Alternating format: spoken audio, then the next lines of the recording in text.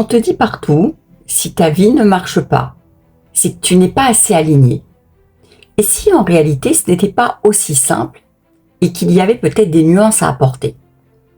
Dans le développement personnel, surtout autour de la manifestation et de la loi d'attraction, on répète toujours la même idée. Celle que le fait d'être aligné induit des choix et de bonnes décisions. Et que celle-ci entraîne forcément de bonnes actions qui elles-mêmes engendrent des bons résultats. D'accord ? Donc, si les résultats ne sont pas là, ce que dit cette façon de percevoir et qui n'est pas fausse, d'accord ? On conclut tout de suite que le problème vient de soi. Sauf qu'il y a un facteur dont presque personne ne parle jamais. Il existe des ruptures d'événements qui n'ont rien à voir avec le travail intérieur. Je ne parle pas des croyances limitantes et de l'auto-sabotage. Je parle, par exemple, de clients, quand on est dans un business physique, qui ne paient pas et qui mangent ta trésorerie jusqu'à faire couler ton entreprise. Ou encore, l'annonce d'une maladie, d'un diagnostic brutal qui t'empêche de travailler, ou encore d'un accident, ou que tu fais même l'objet d'une escroquerie, ou encore d'une nouvelle application de normes ou d'applications administratives qui t'oblige à investir une somme d'argent considérable dans ton business, mais que tu n'as pas. D'accord ?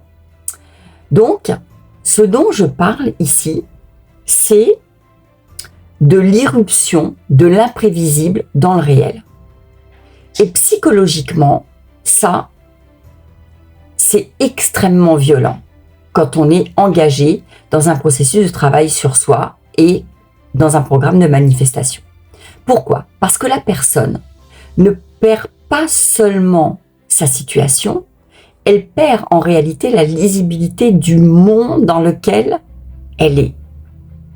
Elle a travaillé sur elle, elle a pris ses responsabilités, elle a fait ce qu'il fallait, elle est dans son leadership. Et pourtant, tout s'effondre. Et à ce moment-là, la promesse implicite qu'il y a dans les techniques de manifestation intentionnelle, c'est que si tu fais les bons choix, la vie répondra. Et bien en fait, ça s'écroule complètement. Mais ce qui est fou, c'est que la plupart des gens ne remettent jamais cette promesse en question. Ce qu'ils font, c'est qu'ils se remettent eux-mêmes en question. Ils pensent, il doit y avoir quelque chose de défectueux en moi que j'ai pas encore vu.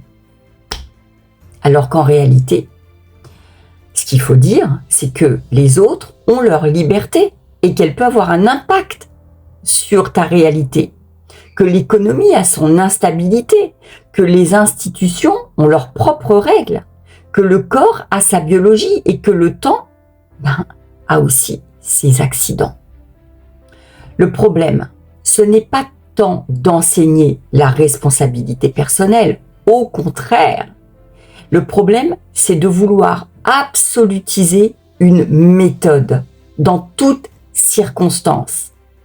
Parce que quand on dit « si tu n'as pas tenu, c'est que tu n'étais pas assez aligné », alors ce qui se passe, c'est qu'on transforme un événement extérieur en faute intérieure.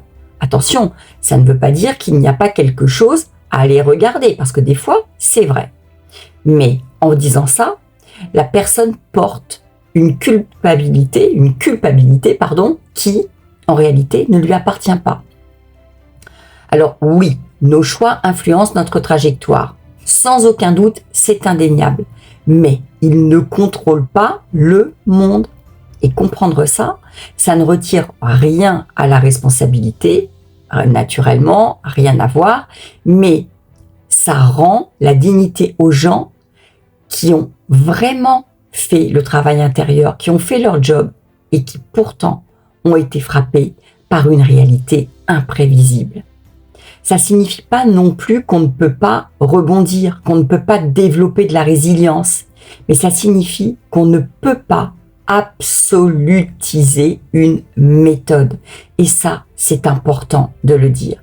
Parce que ce que ça nous enseigne dans ces cas-là, c'est la résilience, bien sûr, et c'est des fois de se dire qu'il y a une possibilité de pivoter pour rebondir encore plus précisément, encore mieux, avec plus de responsabilité et encore plus de leadership.